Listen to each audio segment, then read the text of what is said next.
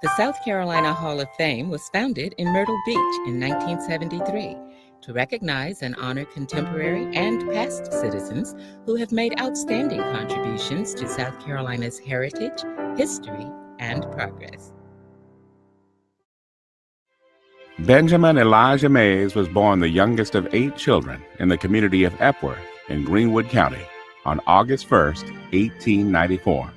A son of former slaves, Mays' childhood played a key role in shaping the monumental figure that he would become. They were a very religious family, especially the mother, and she would call them into her bedroom each night and pray for all the children. And Mays says that she would pray especially for me because I was a baby. He's born at what's called the nadir of race relations, the worst period in American history, when all the rights that had been gained during Reconstruction and the Civil War are taken away from African Americans. Rigid segregation is set in, and he is born during that period. He fights segregation from day one. He begins to do that, even as a child. The atmosphere of hate, lynching, violence, and forced segregation made a lasting impression on Mays. His childhood became the defining period in his life. It was then that he realized he wanted something better. Mays developed an insatiable desire to get an education. So Dr. Mays went to the small brick house school. His teachers immediately noticed it. They would say things like, "Benny is very bright," reinforcing just how smart he was. And he wanted to go to school. His father, like many, many fathers, white and black at that time, saw education as a waste for a farmer. Why do this? And he had some royal battles with his father over going to school. After pleading with his father to allow him to go to school, Mays left Epworth to attend high school at SC State College in Orangeburg, South Carolina. After graduating class valedictorian, he attended college in Virginia. He left there after a year to compete with Northern whites and enrolled at Bates College in Lewiston, Maine. His desire to learn and to get an education was also, I think, driven by the fact that he didn't believe that there was any group, whites in particular, that were superior. The Bates experience was a positive one for Mays. Here, he developed his first white friends and was treated with respect. Shortly after graduating from Bates, he married Ellen Harvin and accepted a position at Morehouse College in Atlanta to teach higher math in 1920. His wife died in 1923 following an operation in an Atlanta hospital. In 1925, Mays taught English at SC State College and met his second wife there, Sadie Mays. From 1934 to 1940, Mays served as Dean of Religion at Howard University in Washington, D.C. In 1935, Mays completed his work and earned a Doctor of Philosophy in Religion from the University of Chicago. He saw education as a pathway to fulfill his own destiny, but also to fulfill the destiny of an entire nation. Here on Morehouse, we have pledged our lives to thee. It was as president of Morehouse College that Mays achieved his widest scope of influence in civil rights and education. Mays became president of Morehouse in 1940. Those years from 1940 to 1967 were the critical years for Morehouse College, emerging on the front end from the Great Depression. And over the course of those 27 years, really becoming a national asset. In 1944, because of the early admissions program established by Mays, Martin Luther King was admitted to the college at age 15, as were other gifted high school 11th graders. Dr. Mays would always speak, almost always, to the class, to the student body at Sale Hall Chapel on Tuesday. And legend has it that when Dr. Mays was scheduled to speak, no student cut chapel. He was so inspiring, illuminating. One of the keys to his life was the proverbial challenge to students to do better, to aspire to higher possibilities, to have great ideals. Strive to live up to your capacity. To live down below your capacity is the cardinal sin. Students knew that they would walk away from his messages ennobled, empowered, soaring. And he told stories, and he challenged them with his high aspirations. He affectionately became known as Buck Benny because of his fundraising efforts to get students through school. He worked quietly under the radar, so to speak, to advance the cause of education at Morehouse College. He made a tremendous impact. This was at a time when the Depression, and it only cost $81 to keep a college student in school. And he wrote everybody he could think of to ask them would they send one student to college. It wasn't known until after his death that Dr. Mays had been corresponding with Margaret Mitchell, author of Gone with the Wind.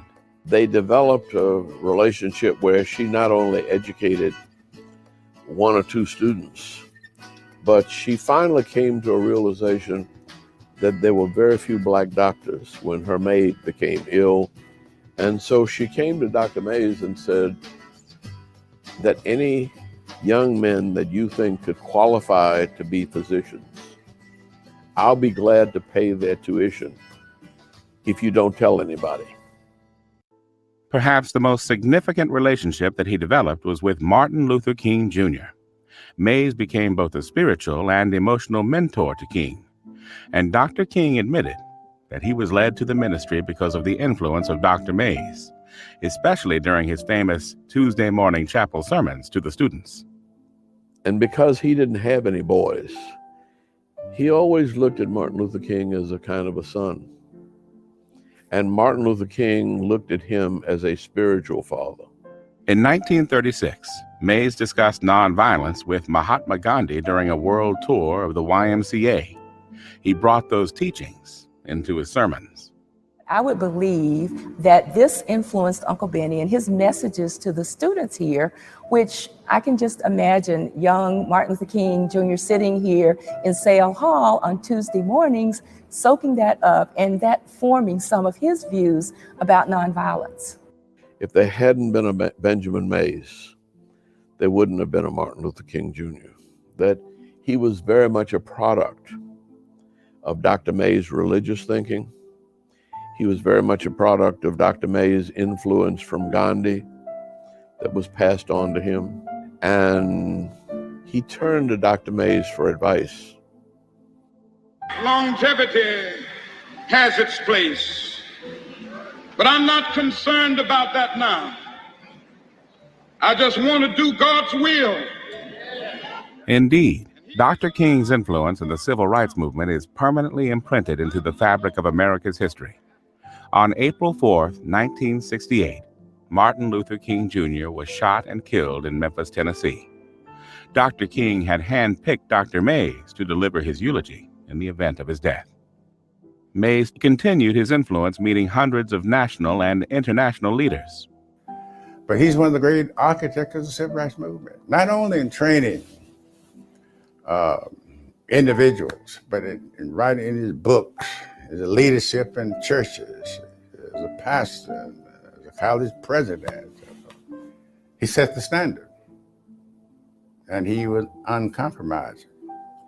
He was appointed by President John F. Kennedy to serve on a commission on civil rights, and he played a role in the World Council of Churches on its Commission on Race and Race Relations. So Mays was involved at the global and national level in high-level conversations about the future of our nation, of what kind of America we'd be post-segregation.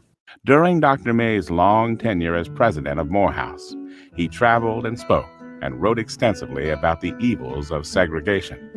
In 1966, the Braves baseball franchise moved from Milwaukee to Atlanta. Jackie Robinson broke racial barriers more than a decade earlier. But for Black players entering in a new city in the Deep South, at the peak of the civil rights movement, this was a whole new ballgame. when we first moved here, of course, this was the first time that a team of Major League caliber had ever moved this far south to play baseball.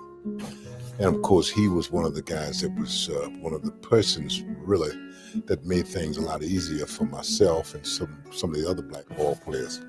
He talked to me about playing baseball. He said, I was here to play baseball.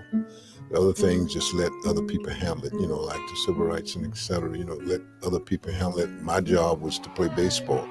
And believe me, it was a big job. But, it was the kind of advice that probably to this day I look back and I say, for him to have said that really meant an awful lot to me. Despite hate mail and death threats, Aaron broke Babe Ruth's home run record in 1974 when he hit his 715th home run.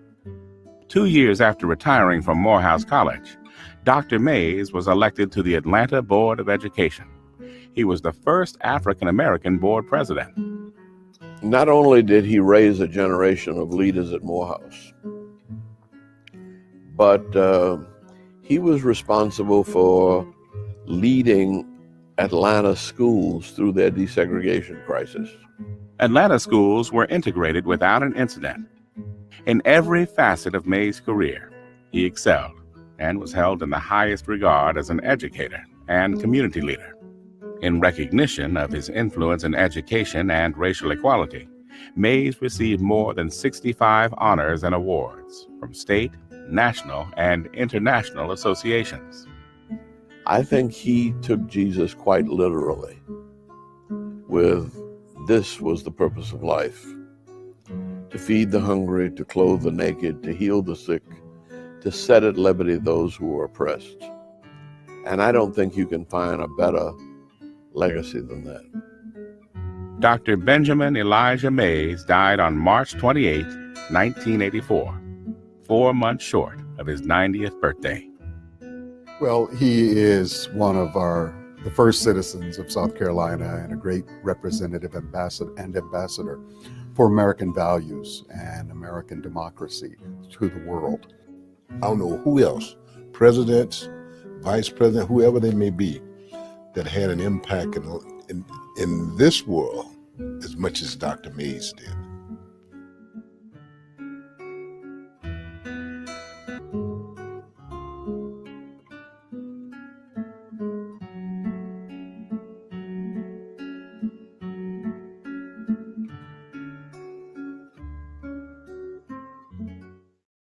So the first story that I wanted to share, Reverend Thomas and I were talking about some possibilities, and we both selected a couple of stories from early in Mays' life. And the first one I want to share is the one that he opens his autobiography, Born to Rebel, telling. And it was not referenced directly at all in the video that you've just watched. But it was an instrumental event in shaping Mays both in his young life and as he went on through adulthood. And this was a story related to the Phoenix riots, which occurred in 1898 when Mays was just 4 years old. The full background of the riots are really beyond the bounds of this discussion tonight, but in essence, blacks in and around the Greenwood area had begun very mild sorts of protests that they were not allowed to vote or register to vote, and they were presenting some discrepancies in the voting process. Whites had gotten very upset about that. Violence broke out, and actually a white man was shot and killed. In the aftermath of that, a white lynch mob marauded through the area for several days after. At least 7 people were killed in that immediate violence, and others were killed in neighboring counties over the days and weeks that followed. So in the midst of that, this lynch mob arrived at the Mays household. And Mays, as a 4-year-old boy, recalled his earliest memory of this white mob forcing his father to get down on his knees, remove his hat, essentially beg for his life. Now, Mays, as a child growing up, recalled wondering why his father hadn't done more to resist. It was a sign of weakness in his father. As he became an adult, Mays understood this was a matter of life and death. to have done more in that moment, he might very well have been lynched and killed himself. But I think this episode really drove home for Mays the full abuses of the Jim Crow South and the limits that were put upon Black men and Blacks in general. He carried that with him through the rest of his life. Of course, it motivated him not only to improve himself and sort of grow beyond that, but also to try to make changes for himself throughout his life. So Mays was born into a system of sharecropping and tenant farming here in the South. Most people at that time, their vision for themselves did not go much beyond the farm. And this was true of Dr. Mays' father, Hezekiah. Hezekiah did not really see much interest or much need for young Benny to explore education. In fact, he once said that his son only needed to learn enough mathematics so that he wouldn't be cheated by whites when he went to sell his crop at the market when he became an adult, because Hezekiah had the idea that Benny would ultimately grow up and run a tenant farm like his father had done. Dr. Mays' mother, Lavinia, was a big believer in Black pride. She would hang these pictures, Dr. Mays said, around their home when he was a child, these pictures of these great African-American leaders. And Dr. Mays said that there were no books in his home because his parents were almost completely illiterate. His mother could not read or write at all, and his father could just read a little and could not write. And so he said we only had a Bible and a dictionary in our home. And so Dr. Mays, though, very early on, he said that these pictures were a source of great pride and inspiration to him when he was a young man. But at age 6, he decides to go to the Baptist-sponsored school that was called the Brick House School that his childhood pastor, Reverend James Foster Marshall, had built. In fact, Mays would attend 2 schools that his childhood pastor had built, the Brick House School from age 6 until age 15. And then he would go to the Bethany Colored School that was behind Bethany Baptist Church down in McCormick County. And Dr. Mays, again, he strived in that environment. He did very well. His sister Susie was very helpful for him. She teaches him basic mathematics, his alphabet, how to write small sentences, how to write his name. So when he comes to the Brick House School, Susie was kind of like a head start or first steps teacher for him. And he comes very capable and qualified for the small one-room schoolroom that he would attend. But he still had to struggle against his father and against his father's wishes. His father still did not understand why he wanted to get all this education. And Mays said that he would go and tie his mule to a tree when he was supposed to be working. He said he would go and lay down under or near a big row of cotton in a cotton field. And he said he would look up to the stars and would ask God to give him an opportunity to get an education. And so Mays goes to the Brick House School, and then he decides to go down to the Bethany Colored School in McCormick. And Mays, after he'd finished school there, and he said he'd learned everything that he thought he could learn in McCormick, he wants to go off to high school. And there were no high schools for Negroes in this part of the state, in Greenwood County at that time. And so he applies to both the high school at South Carolina State, and he applied to the high school at Benedict College in Columbia. And these colleges had high school departments because there were no high schools. And Dr. Mays said in his autobiography that the state of South Carolina at that time was spending $1 on a Negro child for every $6 that they were spending on a white child. So there was a tremendous amount of educational inequality in the state. And these historically Black colleges, of course, to keep their accreditations, they had to have students to come to their schools that already had high school diplomas. And so the only way to do that in many instances was to create your own high schools. And so Mays sees this opportunity. He sees a window for him to be able to leave the farm and to go off and to acquire an education like he wanted to. And so Mays applies to both of these schools, and he gets acceptance. And then he decides that he wants to go to South Carolina State High School Department. And he goes to his mother and wanted her to soften Hezekiah up to get him to allow him to go to school. And Hezekiah gets angry.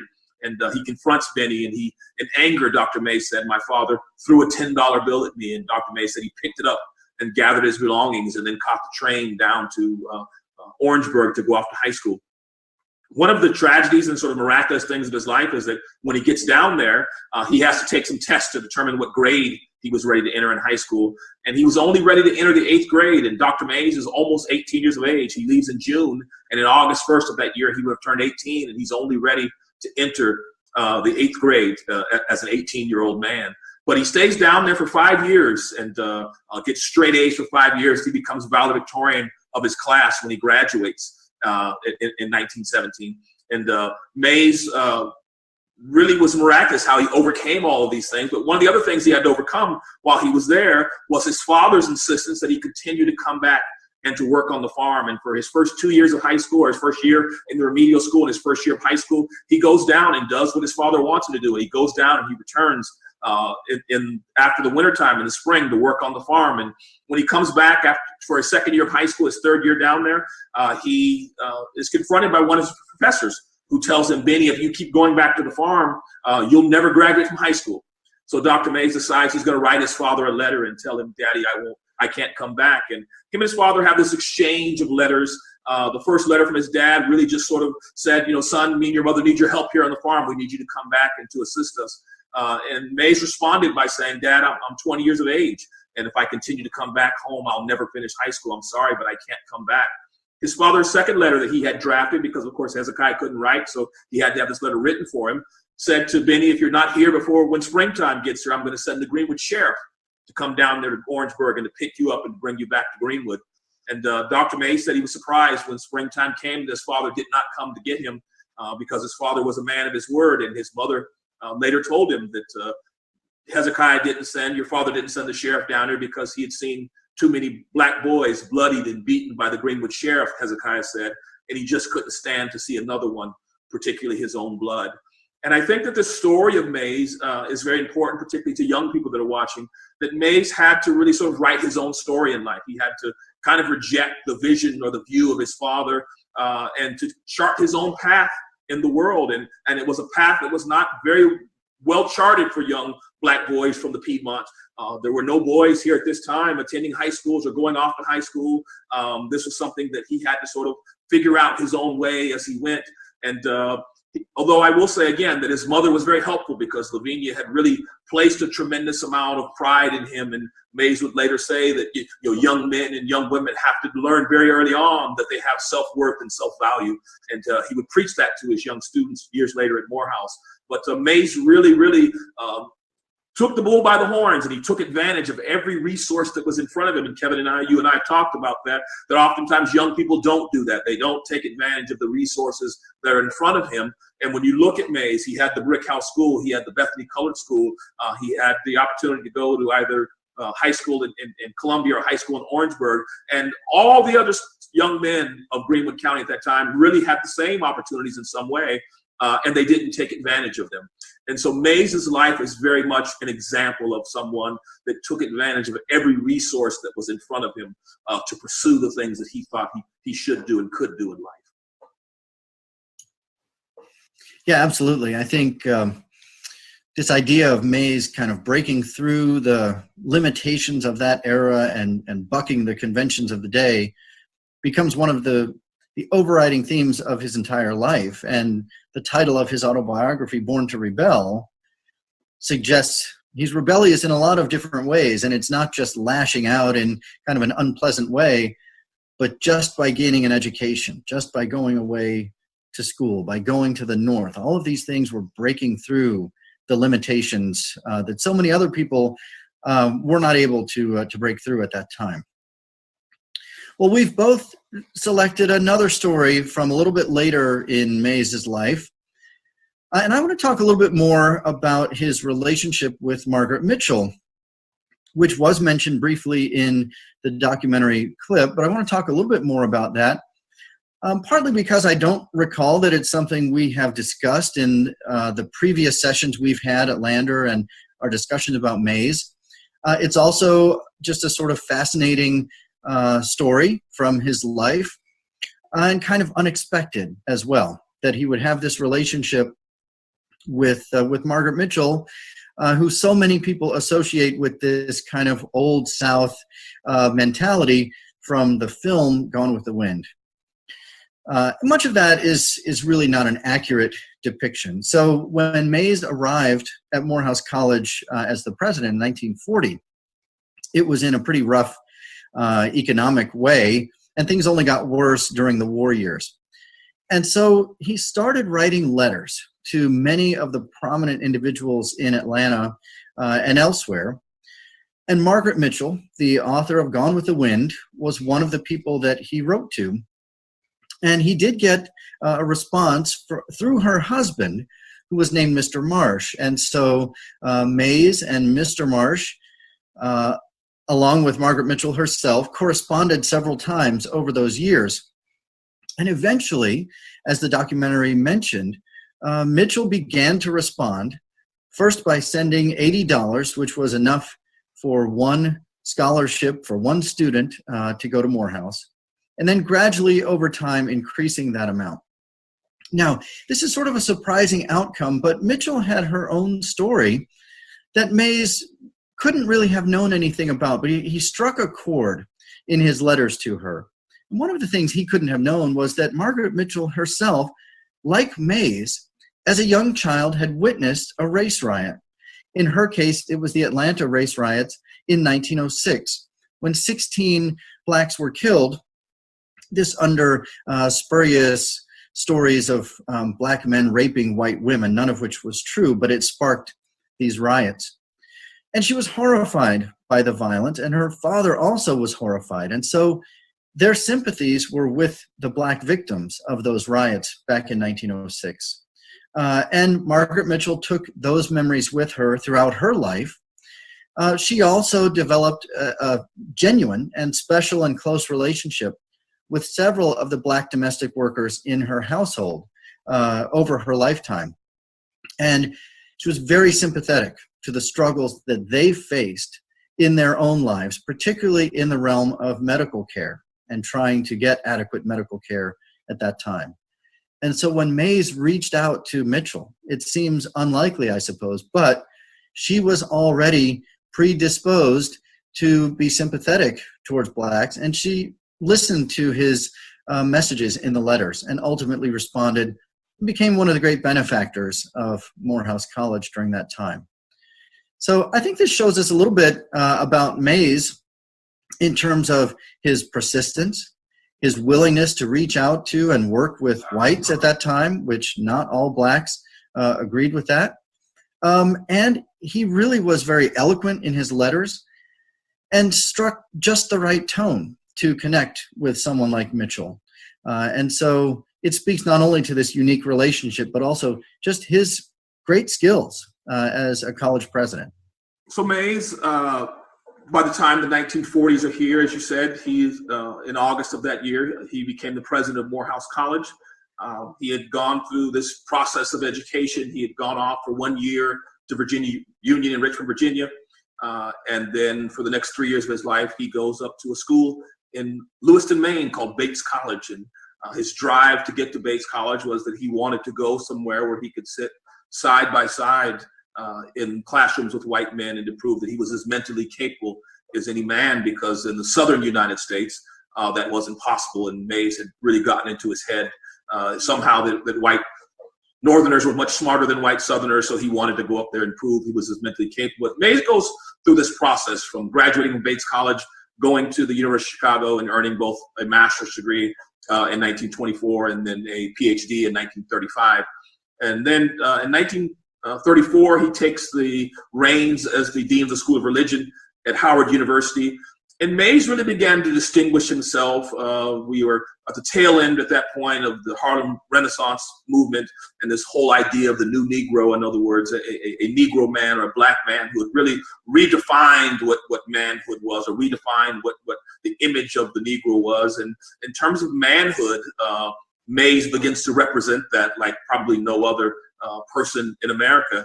And so when he comes back to Morehouse in 1940, he said that he came back because of this legacy he was a part of. He said these stimulating students and stimulating faculty that were there during his first teaching stint during the night from 1921 to 1923. And so when Mays gets back there, one of the things Mays was very interested in, I believe, was instilling in students broadly, but of course, Morehouse was a school that was had only an African-American male students that attended school there. And so Mays was very interested in shaping these young men and molding them into something that also in many ways went against the grain of what society was telling them as young black men were possible for them. And so Mays says that he taught these young men to come to school and to walk through life with some dignity and pride and hold their heads up and to don't expect anybody to give anything to them, but because they were black. But he said you had to earn it. You had to earn what you got. And so in 1941, World War II breaks out. As you were saying earlier, Mays has to, one, replace the economic loss from the students he lost during the war. But another thing he had to do was replace the students in general. He had lost a large percentage of his students that had either gone off to war or had to go home because a sibling had gone off to war, and they now had to assist economically with the family at home. And so Mays goes to the Ford Foundation, who was giving out grants to allow young men to come to college early. And the hope was that they would come to college, and then if they got drafted at 18, they would have already earned their high school degree. And so in August of 1944, this first class of early admission students come. And in that class is a young man that they called ML, who was Martin Luther King Jr. And so he comes to school at just 15 years of age. He had left high school after his second year, after his sophomore year of high school. And he comes to Morehouse. And Dr. Mays and another professor named Dr. George Kelsey were two very articulate, very educated theologians on the Morehouse campus who were on staff there. And Mays finds in these men, I think, a vision of what he had wanted if he was going to be in the ministry, and that was sort of an intellectually equipped black clergyman that went against the grain of the emotionalism that was so prevalent in African American or Negro worship at that time.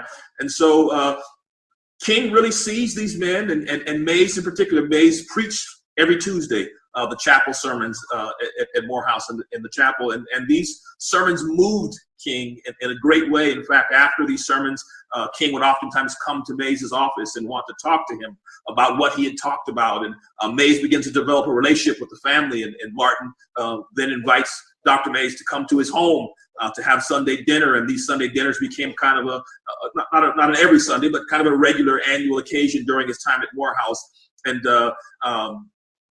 these interactions really influenced Dr. King to enter the ministry. And so in his junior year, in 1947, Mays actually sits on the council of men in the Baptist Convention in Georgia that ordained Reverend Martin Luther King Jr. And Coretta Scott King said it like this. She said that it was under the leadership of his spiritual father, Dr. Benjamin Elijah Mays, the president of Morehouse, that Martin received his call to the ministry. She said that Dr. Mays took an interest in Martin from the first to the last, and ultimately set his life on the course that it would go. And by that, what I said earlier, she met the ministry. And so Mays had this profound influence upon Dr. King. And I want to just sort of give you a couple of quotes, because it gives you kind of the ideas of some of the things that Mays would say to young people that inspired them. Mays said a child must learn early to believe that he or she is somebody worthwhile, and that he or she can do many praiseworthy things. He said, whatever you do, strive to do it so well that no man living, and no man dead, and no man yet born could do it any better. He said, the tragedy of life does not lie in not reaching your goal. The tragedy lies in having no goal to reach. It isn't a calamity to die with dreams unfulfilled, but it is a calamity not to dream. It is not a disgrace not to reach the stars, but it is a disgrace to have no stars to reach for. Not failure, but low aim is sin. And Mays said every man and woman is born into the world to do something unique and something distinctive. And if he or she does not do it, it will never be done. And so it was through these kinds of things that Mays inspired Martin to become someone that was very much in the mold of who Mays was. And it's been said that you teach what you know, but you reproduce who you are. And in many ways, Mays was a fierce fighter against racism and bigotry and Southern segregation. And Mays reproduced this in young Martin. And he went on really to achieve and ultimately fulfill, I think, what Mays had probably started 3 decades before that in terms of his own civil rights activities. And Martin ends up having a great success. And ultimately, Dr. Mays is called upon in 1968 to eulogize Dr. King.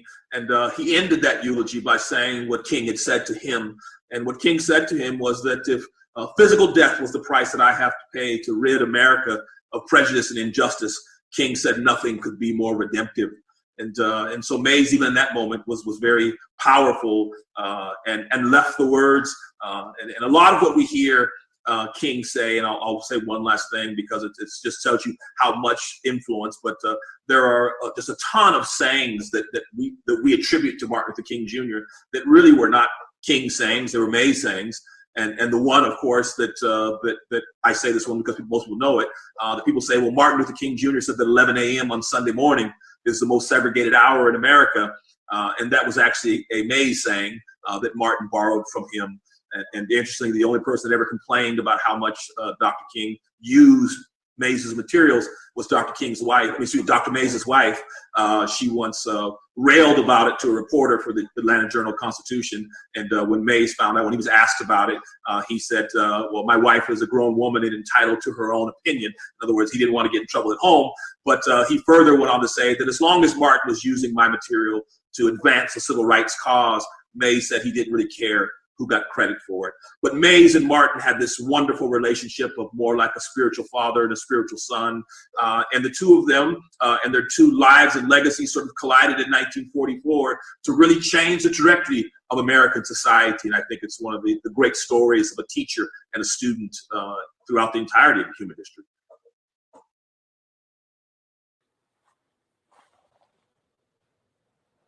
Well, I would like to officially welcome you to our conversation. Many of you have been engaging in the chat feature, and so thank you for that. I'm Dr. Shawnette Parker, and I am one of the co-facilitators, and Reverend Alexis Carter Thomas is our other co-facilitator and project leader on this. So thank you guys for being in here. Just a few housekeeping before we dig further into the conversation and hear from our great speakers. If you do have additional questions that you want to make sure that we can get to, because sometimes once we get the conversation going, there's just we realize the time goes away. And so we want to get to as much as we can as possible. So we have our discussion leaders who are also monitoring the chat feature. But you can also enter your question into the question box. People have already been doing that. And if there is a question that you really want to make sure that is answered, if you vote on it, we can move that to the top of the list and make sure that we answer those specific questions. I'm going to break protocol just slightly, though, because I know I just said, oh, vote on it. We'll get to that first. But I was looking at the chat feature and then wanting to kind of lead into a bit of a conversation. You know, I had the great pleasure of speaking with Reverend Martin, who is here in South Carolina, Reverend KB Martin, and he was a former student of Dr. Mays. And he was giving me some insights and talking about how Dr. Mays knew all 753 of the students on Morehouse campus at that time. And when he says he knew them, he called them by name, which was really shocking and surprising that he really took an interest in each of his students. But I also had asked him one of the questions that's been floating around in terms of how would Dr. Mays perceive like our current state of civil rights and specifically the Black Lives Matter movement, and what would he say about that? You know, Reverend Martin said to me that he would lead as a Christian first, and he would have encouragement to others. And he felt because the work that he did at Morehouse and placing Morehouse in that leadership role, and students at Morehouse were called upon to take leadership in different protests and things like that, even in the past. And so that he would be supportive. Of course, we know that there would definitely be a push for that nonviolence, but I wanted to open it up and go to either you, Reverend Thomas, or Dr. Witherspoon to speak just a little bit more about that. If we're comparing Mays' time to our current time, where do you think he would land on this, and where would he insert himself in the conversation? I also saw that Haley had said that maybe he would not be too happy about it right now, but then he'd find a way to push forward and be a part of the solution. So which one do you want to take a shot at? With either one of you. I think that Dr. Mays clearly would feel that America has changed and changed in a positive direction. I don't think that you could look at his childhood and his life in the 20s, 30s, and 40s, and the things that he had to endure, like almost being thrown off a train because he just made the decision to go sit in a dining car with white patrons. We don't deal with those kinds of things today. So I think when you sort of look at that, you have to put it in perspective, you know, because sometimes we say, well, nothing has changed. Well, we didn't live when Dr. Mays lived, and certainly the world that we're in now, I can't imagine him not being pleased with, because it's a long journey from where he started. But I'm always cautious about, I'm just going to use this as an example, you know, things like the Black Lives Matter movement. I was asked this on an NPR show recently, back some months ago. And, my caution with that in saying how he would feel and not feel, I just simply said that, well, that movement in and of itself is really in some ways diametrically opposed to what Mays had spent 27 years at Morehouse trying to do. In some ways, they've talked about wanting to end or destroy the nuclear family or the male-led family. And I don't know if Dr. Mays would have supported that ideologically, because that's not what he was trying to accomplish, the opposite during his time at Morehouse. Now, I agree that he would have approached it as a Christian. He would have probably just expressed his ideological differences, but he would have supported students, particularly who were exploring those kinds of movements and opportunities. But again, I do think that, I'm always a little cautious about people saying, well, he would be angry with where we are now, because I can't imagine that we clearly have come a long, long way, and we have to accept that. And of course, in his 1974 acceptance speech of his honorary doctorate degree at Lander, he pretty much says that he was impressed or excited that the school that would have never given him admission when he was trying to go off to school was now honoring him with their highest degree, their highest award. And it gave him a sense that America and the Greenwood of his birth had changed. So I think it would be very difficult to make an argument for him that the America that he grew up in, the America we're in now in terms of race relations, were different. It's much better. Yeah, I agree with that. I think he wouldn't be shocked either at the slow pace of change. That was something that he commented on frequently in his own speeches, and it's worth keeping in mind that he lived 50 years before he was able to vote, 60 years before really the civil rights movement kicked in, and 70 years before you see real meaningful change with the Civil Rights Act in the mid-1960s. So he probably wouldn't be shocked that, we were still struggling with a number of these issues 40 or 50 years later. And I would add, Reverend Thomas, you're much more familiar with his theology than I am, but I also think he would appeal to whites and really to all of us, particularly Christians, to kind of look inside your own hearts and ask, does Christianity endorse racism and mistreating other people and violence and the kind of troubles that we're seeing? And he spoke about that in many of his speeches in his own lifetime. So I think he would carry on that message, essentially asking Christians to, consult with their own beliefs in their reactions to things like the Black Lives Matter movement. Mays certainly had very high hopes for the Christian faith. Probably, if any area of his life, I think that he might have been disappointed in, it may have been that. He believed that Christianity preaching a balanced gospel could have ended segregation in America and racist America by the 1970s, and clearly that did not happen. And when Mays learned about the Brown versus Board of Education case, he was going to visit two friends, and when he got to their house, they informed him of the decision. And Mays was a little dissatisfied with that, and to his friends' shock to some degree. And they asked him, why are you not overjoyed about this? And he said, well, he had hoped that his beloved Christian church would have led the way in ending segregation in education and not the court system. And so he was a little disappointed by that because I think he had such high hopes for Christianity. But Dr. Witherspoon, I think you're correct that he would have had that kind of feeling and hope for Christianity leading the way in this effort. Yes. Thank you both to Dr. Witherspoon and Reverend Thomas for your comments and reflections. I think I enjoy reflecting like this. I also think about Dr. Parker's statement earlier in the chat where she says, I can think about several times in which I found myself saying that I wouldn't have been so quote unquote passive and not stand up to oppressors if I was alive back then. And so how often, I do that too, or hypothesize like, what would I have done? But I was just talking to my students today about how different circumstances, born into different circumstances, can completely change the trajectory of our lives, right? I wonder who Mays would have been had he not lived during the Phoenix Rising, right? That hit so close to home. Who might Michael Brown have been had he not grown up in St. Louis in the neighborhood? Like, all of these hypotheticals also makes me think about how even our sense of vocation, calling, commitment to justice is also happens like incubated in the spaces where we are nurtured in the faith communities that help to form us.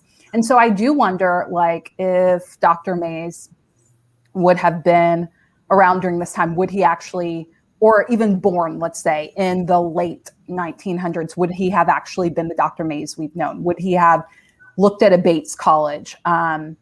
Because I do believe that sometimes the things that ignite a fire in us often come from a sense of oppression, and that's part of the fire, right? And so, yeah, I do think, I wonder who, King, Mays, and others might be had they not grown up in such a time. I'm curious to know, Reverend Thomas, there's a question from, I believe, Lemuel Patterson there, and one of the questions with the votes that says, as a youth, Dr. Mays attended McCormick School. Is this one of the MIMS number 1, number 2, or number 3 in McCormick, South Carolina?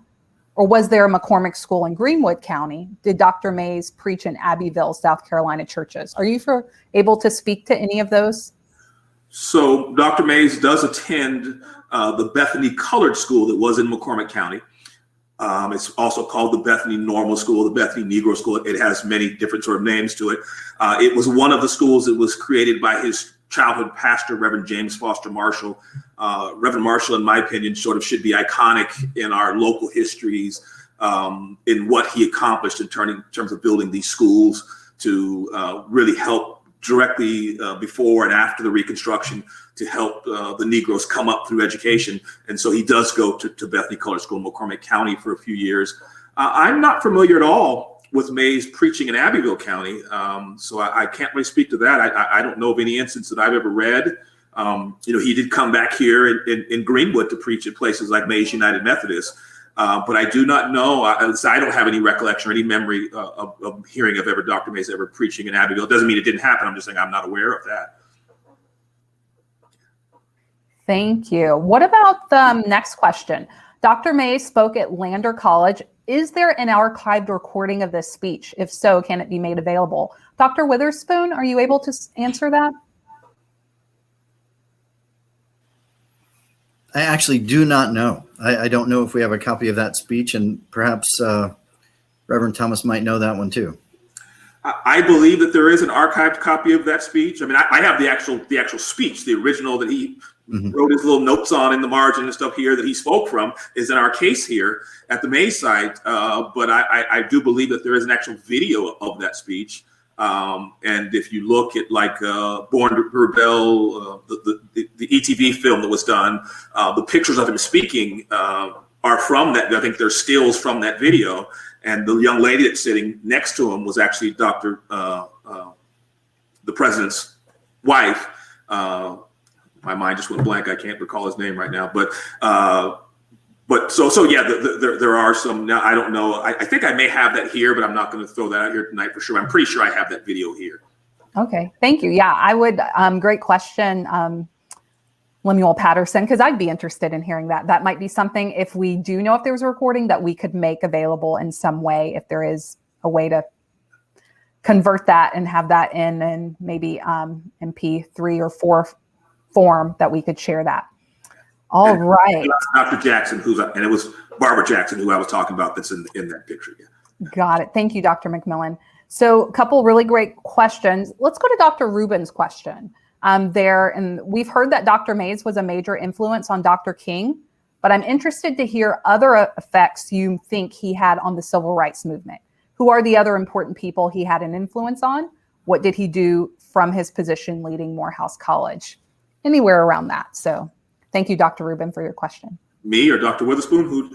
Whoever wants to pick up there. You want to start us off, Reverend Thomas? Yeah, so for quite some time, ideologically, what the civil rights movement became were thoughts, writings of Mays's going back as far as the 1930s. And so even when Mays was the dean of the School of Religion at Howard University, he had begun to create both theology and ideology around the ideas of having ministries and preachers that preach what we now today would call Black liberation theology. But at that time, there was no name for it, but that's pretty much what Mays was preaching then. He also, of course, has his meeting with Mahatma Gandhi on New Year's Eve of 1936, where he sat down with Gandhi for an hour and a half and took notes. He wanted to understand Gandhian ideas, philosophies, how he had brought the British Empire to its knees. And he then comes back and begins to share Gandhian ideas and philosophies with his students. And that's another impact that he had. But I think the broader impact that Mays had was to instill in his students a sense of self-worth and self-pride, and the belief that you didn't have to cow down to the Southern segregation system, the belief that you didn't have to go to segregated movie theaters and segregated accommodations, and don't ride the bus, don't pay your money to denigrate yourself. And a consistent preaching of that message created a people that began to sort of look at that system differently. And so I think that Mays's tentacles in that were far and wide, not just with his students at Morehouse, but even men that were on faculty with him going back to the 1930s, when he, again, sues the railroad because they tried to throw him off a rail car because he refused to not go into a dining car because he was hungry. And he felt like, I'm a man, I got money, I'm going to pay my money like everybody else. And so these were the things that Mays had been doing for a long time that really went against the grain of what most Negro people at that time would have done. But people began to follow Mays's lead in these kinds of things. And so I think that was Mays's great influence, that he, of course, I don't have time to tell tonight, but the story of, again, when the Klan storms on campus and he refuses to cower down to them. And the men that witnessed that said that it made them no longer afraid of the Klan. So I think that Mays really influenced, and the mantra of his autobiography, Born to Rebel, is essentially that, and he sort of created that rebellious spirit in people all throughout the South. Thank you for that. There's another question. Andy Roberson, I believe is how I pronounce your name. Was Dr. Mays ever welcomed and invited to preach in a white or Anglo church during his lifetime? Do you know that?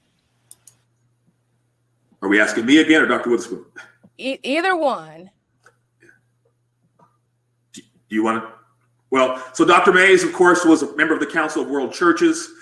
He was also a delegate for the YMCA. And in these events, these activities, yes, he had opportunities to preach at white churches, at white conferences.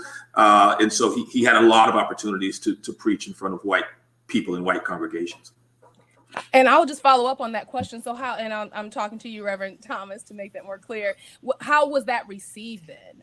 And do you feel like there was a growth of people coming around his message, or what is your assessment of how he was received in those spaces? I think it was always received well. And again, these are the kind of areas that Mays really radically transform things. I mean, his speeches oftentimes, or the speech that he gives at the Council of World Churches in Evanston, Illinois, really internationalized the civil rights movement, what was going on in America at the time. These white clergymen that were there from all over the world sort of, go their separate ways and hear Mays's heart and his preaching there. And that speech, that preaching really transformed and broadened the world, and even places in America that weren't aware of what was going on.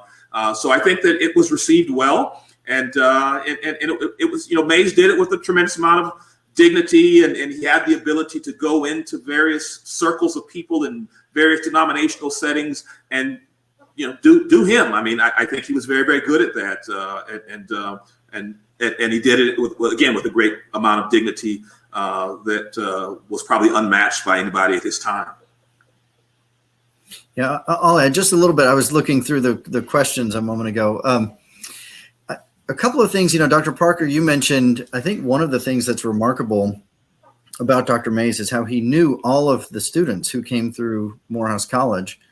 When you think about his relationship with King, it's sort of remarkable that he took this 15, 16-year-old young man under his wing when I think many college presidents might not even know who that student was, and we kind of look back on some of these things throughout his life as sort of fate or almost happening magically. But, he established those relationships.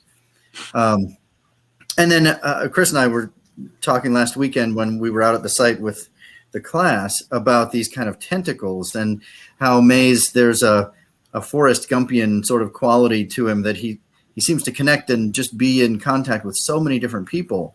And one of the things that kind of jumped out at me in talking about those relationships was how Lyndon Johnson, when he became president in the midst of kind of the civil rights crisis in the mid-1960s, he began to call on Mays because he knew that Mays knew all of the other leaders within the civil rights movement, and he wanted to talk to him about how should I negotiate with these people? You know, what's the best way to kind of connect with them in what was a very potentially explosive time.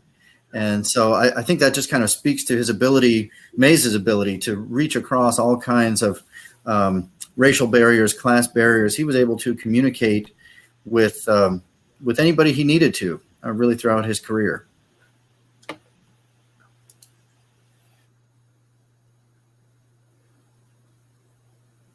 Thank you, Dr. Witherspoon. All right. It looks like we have some guests who may also, we're going to call to the screen to join us. Reverend Thomas, did you want to call some of our guests to the screen? Did you have a certain order? I'll leave that to you. I'm not sure if Sally Warner is on. I know that Dr. Alsop is on, but she just sent me a message informing me that she's having some technical difficulties and her screen is freezing and stuff. So she said that she's not. She is the niece of Dr. Mays, or the great niece of Dr. Mays. So glad to have her on. I really wish we could have had an opportunity to hear from her, but she's having some technical difficulties. So she told me not to call on her tonight, but we're glad she's with us. Wonderful. Thank you. Before I move forward, Dr. Parker, were you going to say something?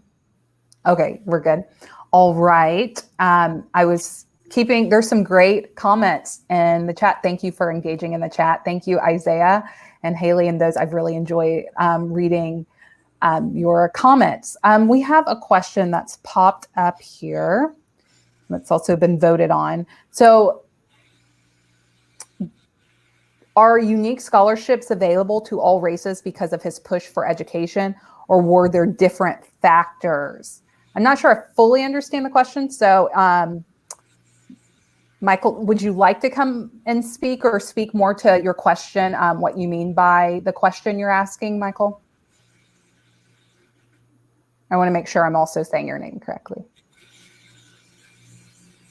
Let's see. We're going to, while we're bringing Michael up to share more about that question, do you have any knowledge around that, Dr. Witherspoon, about unique scholarships available?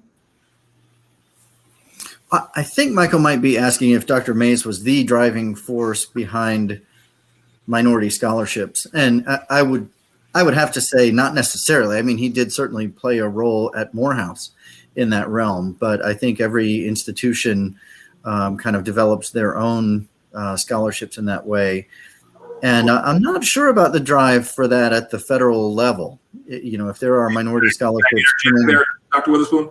Yeah, go ahead. So Dr. Mays was one of the founding brainchilds behind the United Negro College Fund. He was heavily involved in that fund coming to be, and the federal government stepping in to assist and provide funding to historically Black colleges and universities. So that is an area of his life, again, that he's noted for. There are many historically Black colleges and universities that may not be in existence if it wasn't for Mays's vision and guidance in that area. So yes, that is one of the great legacies of Dr. Mays. Dr. Lomax, who now runs that organization, who's the president of the United Negro College Fund, who's also a Morehouse grad, was also greatly influenced by Mays and understands that he's sort of walking in the legacy of Mays in that regard. But yeah, Mays certainly made great contributions to American society in terms of getting the federal government to equally participate in financially supporting African Americans' efforts to go to acquire education. Thank you.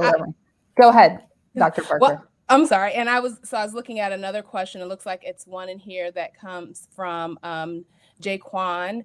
Reagan, and it says, do you think Dr. Mays is considered the greatest African-American activist of all time since he influenced so many? I'll give my, just kind of thoughts on that first and then turn it over to Reverend Thomas and Dr. Witherspoon.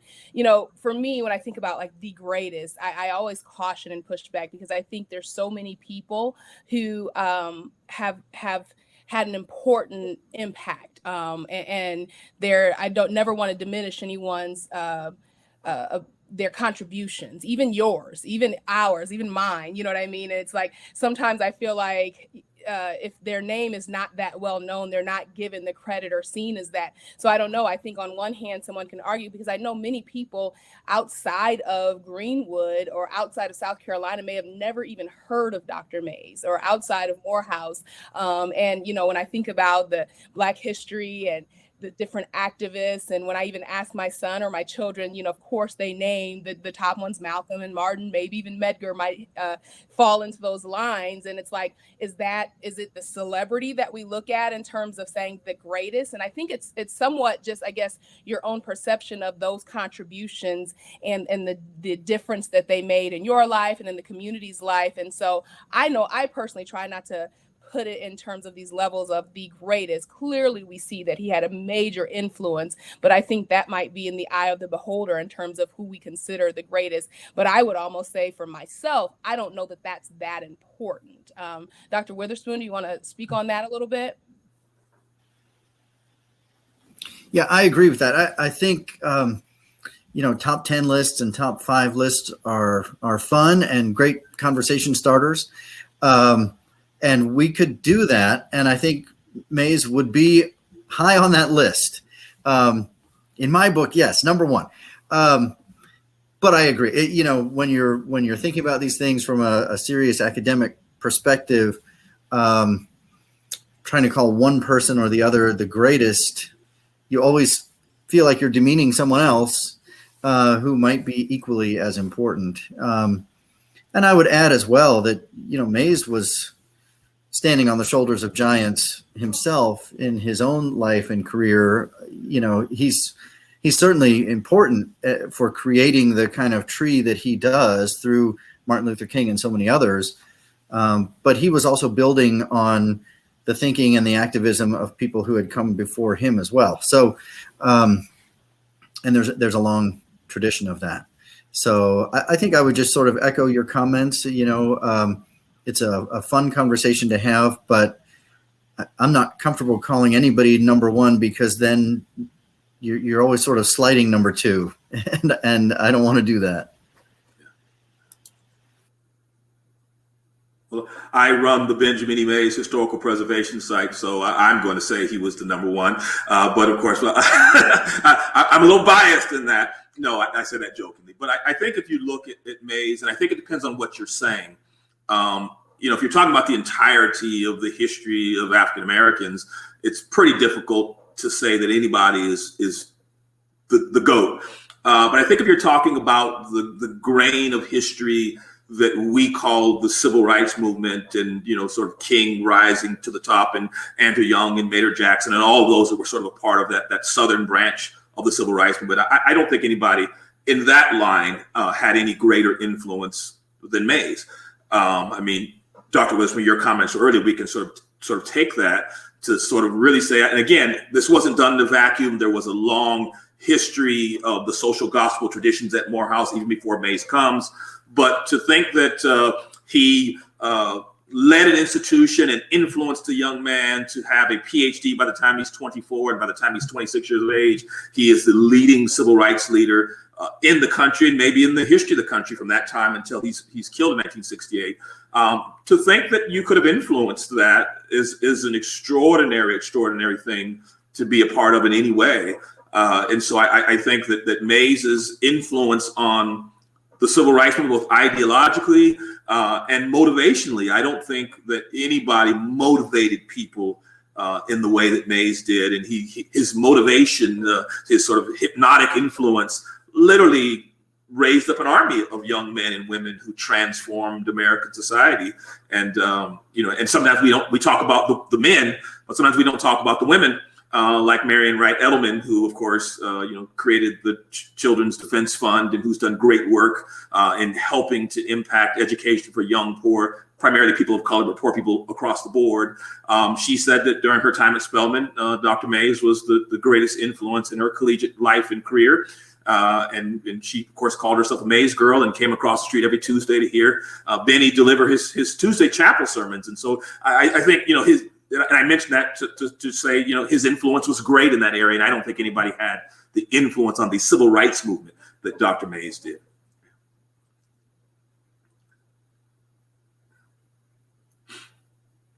Can I also interject something about women that I think is interesting that we don't talk about often? Yeah, I was going to ask you to share that story about his trip to India, please.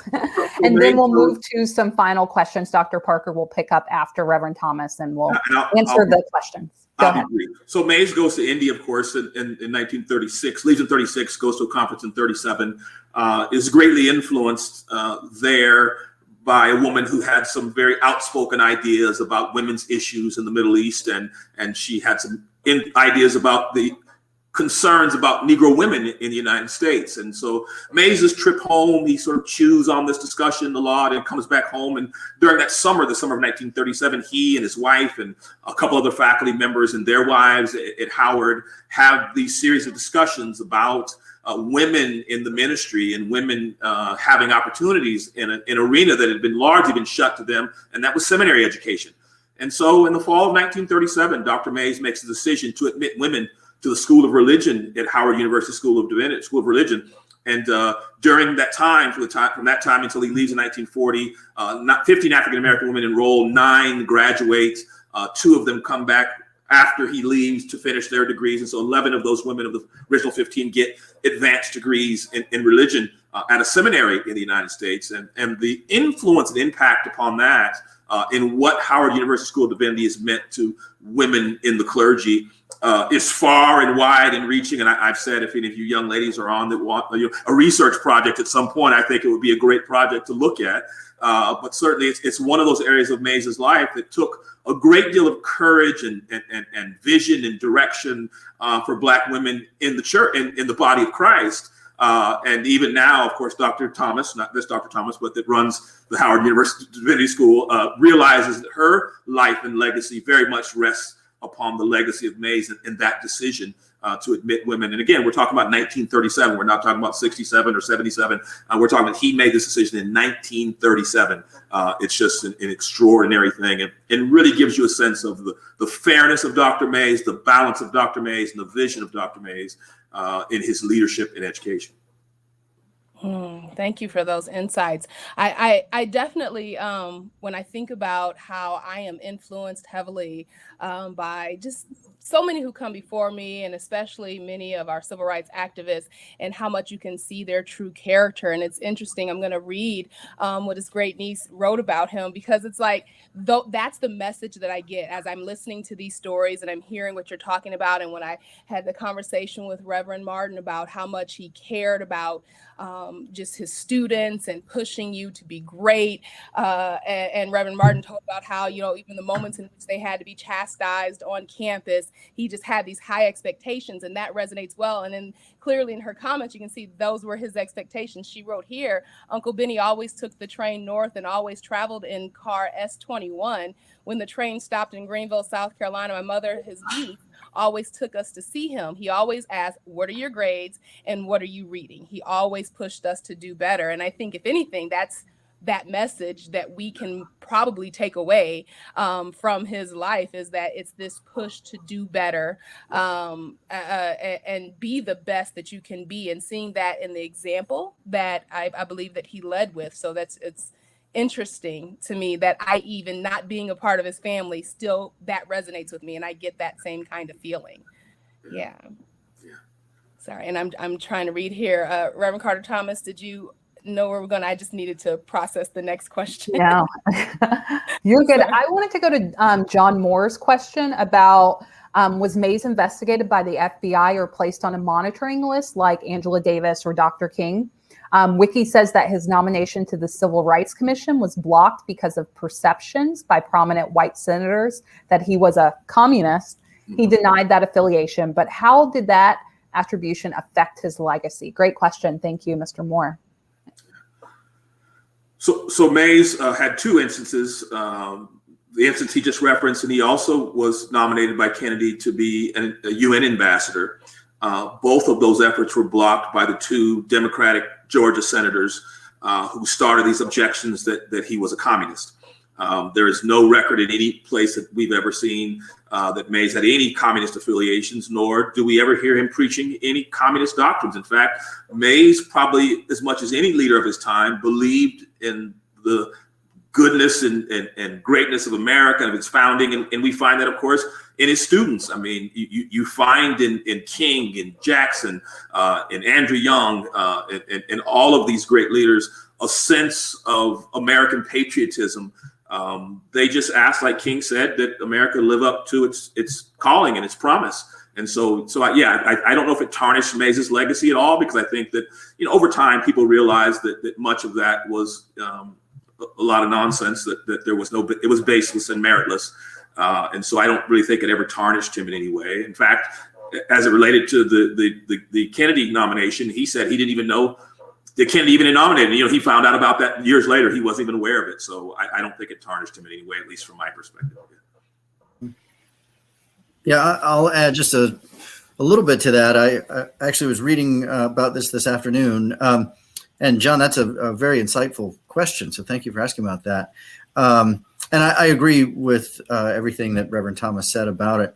He did have something of a mixed relationship with communism, because he was not a communist. He didn't endorse or support communism, but he did at times feel like they were on the right side of things when it came to issues of race and equality. And so whatever sympathies he might have expressed towards communism, they were enough. And remember, this is the era of the early 50s, the McCarthy years, when you could run afoul of all kinds of people for all kinds of things or for nothing. And so just expressing some sort of mild sympathy for communism on that one aspect, I wouldn't say it got him in trouble, and I don't think it smears his legacy at all either, but it did give just enough of a grain to some of those kind of firebrands in Congress to prevent him from getting a couple of those posts and, just attaching that communist label to him in that time. I think to that regard, everything about Mays' life, from Bates College, the University of Chicago, to the YMCA affiliations, to the Council of World Churches, he existed in American liberalism. And you can't really exist in American liberalism without being somewhere on the fringes of communist and socialist thinking and ideologies. And so, I think to Dr. Witherspoon's point, that was a part of his world. But I don't think there's any evidence that he himself ever embrace. Certainly he had empathy and sympathy for the positions that they took in terms of the unfairness and imbalance, particularly as it related to economics and other things, of the conditions of the American Negro. But certainly we don't have any evidence that he ever involved himself in a communist organization or ever made a personal claim to be a communist. And as strong as Mays was about his positions, if he was going to be a communist, I think he clearly would have stood up and been counted that way. And he never was. Yeah. Well said from both of you. Yes. And thank you for highlighting that often Black leaders and civil rights leaders who push back upon capitalism and the evils of the system of what was supposed to be an American democracy often were marginalized, or it was like this fear mongering, right? It was like, if we say this about them, that will shut them down. People will stop inviting them. I mean, it happened with lots of people in various ways. Billy Graham didn't invite King because, he did at the beginning, but then he was like, oh, people are saying these things about him. We can't be associated. And how often that happened among Black civil rights leaders. And it happens today. To talking about Black Lives Matter leaders being Marxist and socialist. History continues to repeat itself. As we close, I think it'd be great to go to Michael Waldrop's question earlier in the chat. The question is, how do you think Dr. Mays would talk with the young people today to inspire them to stand up to the injustices they see? So we'll take kind of final closing from both of you, but let's say, Michael's question again, how do you think Dr. Mays would talk with the young people today to inspire them to stand up to the injustices they see? Dr. Witherspoon, want to start us off? Yeah, let me start because I'm sure Chris is going to have some home run comment to bring us home on this one. I would say Dr. Mays, he was very serious in the realm of education. He brooked no fools, and he had no time for students fooling around and not taking things seriously. And I think, so in today's educational realm, I think he would be enormously frustrated, frankly, by what we see in a lot of our students. Present company accepted. If you're on this chat, you're doing fine and just by being here. But I think, classroom sort of misbehavior, people being on phones, I'm not sure how Mays would tolerate anything like that. And then I would also say that just from what I've learned and read and heard about Mays as a teacher, a motivator, a mentor, a guide, he would find a way. He would connect with his students and find a way to compel them. And I know I mentioned this with his theology earlier, but I think a lot of it is kind of looking at yourself and examining yourself and finding the strength within yourself, recognizing your own weaknesses and working to overcome them. I think, his own work ethic is legendary, and he expected similar things from his own students. So I would expect he would have similar messages for our students today, but I think I'll let Chris bring us home on that one. I think that Kevin is hitting that nail on the head. I think Mays, because of his own life, learned to forge in his own life how to be focused on the task in front of you in that moment, to put aside segregation, racism, all that's going around on him. And he learned to focus on what was important for him for the day. And that's why he loved poems like Life is Just a Minute, Only 60 Seconds in It. Because he really understood that life is largely what you do with your time, your talents, and your youth. And I think that's the message that was the message that he gave at that time. He really wasn't encouraging even his current students to go out and protest and get in the civil rights movement. His students that had gone on to achieve their educations and get their degrees and prepare themselves. But I think he would have told students to, look, you need to focus on getting an A in your algebra class.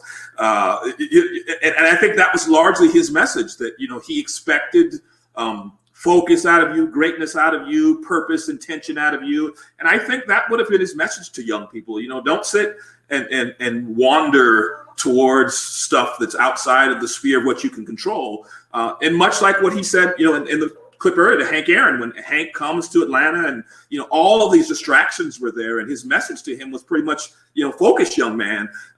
You need to play baseball. That, the way that you impact and change the world by mastering what is in front of you. Let other people worry about civil rights and marching and that kind of stuff. You need to worry about playing baseball. And Hank Aaron said it was, seemed like very simple advice, but it really transformed his life and made him the home run leader that he became. If he would have gotten involved in all these other things, I think his baseball career would have suffered. And so I think that would be Mays' message to young people. Whatever you're doing, the students at Lander right now, you can't help anybody till you help yourself. You need to focus on what's in front of you. And I clearly think that would have been Mays' message to young people today, as it was, 70 years ago or however, whatever we're looking at now, long time ago when he gets to Morehouse. That definitely resonates so much with me. I know the questions that I was asked, especially at the height of the different protests around Black Lives Matter, and people were saying, well, are you out there marching? And there were certain moments where I did certain activities and protested, and I don't know if I call it protests or engaged in some of the marches, but I said, you know, my marching though, for me is in a different place, or my protest is in a different place. And in the work that I do and the students that I'm teaching, and in the work that I do at the State House, and I'm meeting with legislators. So you may not necessarily be able to see me in an outward way on the streets marching, but you will see my work being done in the classroom, or you'll see my work being done on those legislative bills that I'm co-authoring and things like that. And that I want the students to know, to consider that, and the work that you're doing, your protest, or your, you are an activist, you know, even in the things that you do. And everyone does not have to be out there, you know, on the front lines, like you said, Reverend Thomas. And I just appreciate that, because sometimes people feel like they're not doing enough, and that they're not a part of the movement. And we need people to be well educated, to have the knowledge, to go out there and be successful. And so you are a part of it. And so don't consider yourself not to be. So thank you for honing in on that. As we close, there were one question, and well, two-part question I'll ask you, Reverend Thomas. Was Dr. Mays affiliated with the Penn Center in Beaufort County? And then someone else, as Sarah asked, if we wanted to visit other Mays sites, where would you suggest we go to visit?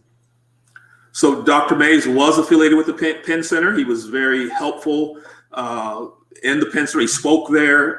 He, of course, later pushes his students that direction in some way. And at a time where there was all of this problems with the civil rights movement and civil rights leaders being under fire to have meetings, because many of these meetings, of course, had become integrated meetings because you had whites in the South who were joining. The Penn Center became a refuge for these folks, that they could go to the island and meet, and to meet in peace. And of course, King would later continue to go back to the Penn Center. And of course, there in a little cottage, he writes the I Have a Dream speech. And so, so Mays, it's one of those connections to Mays, to South Carolina and to the coast.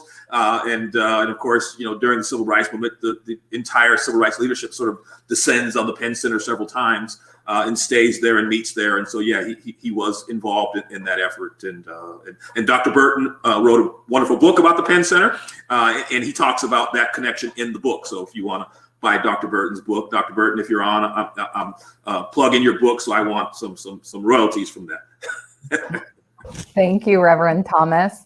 So we have, I see Dr. Parker also has some notes. I was just going to answer, Deborah, and I know a few others have had questions about how to find the recording to this. Haley, just want to answer that the actual link that is used for each race and identity session becomes the recording. Am I saying that correct, Dr. Parker?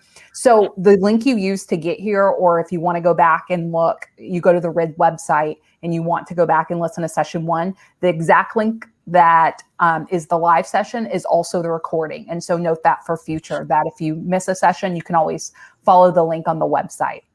Dr. And Parker. yes, and they're all also will be available on the YouTube page, and some of you may have found that as well. And we have a RID YouTube page, but definitely we like to push you to go to our website so that you can see the upcoming ones and register for the other RID sessions. So yes, that is absolutely correct. And I just wanted to one more time, Reverend Thomas, and I may have missed it, but the other Mays sites to visit, did you mention that, or where someone else could go? Or do you have any other suggestions on if someone wanted to learn more about other civil rights leaders and just history, some places where they could visit?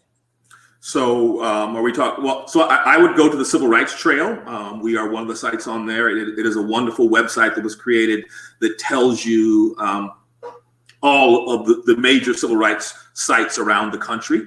And so I would suggest going there. There is not another Mays site. We are the only historical preservation site in the country dedicated to the life and legacy of Benjamin Elijah Mays. I often give Lois Sarton the distinction of being the only American, living or dead, who's ever cured a historic site in honor of Dr. Mays. And so, but the King Center, the Civil Rights Museum in Atlanta are great spots.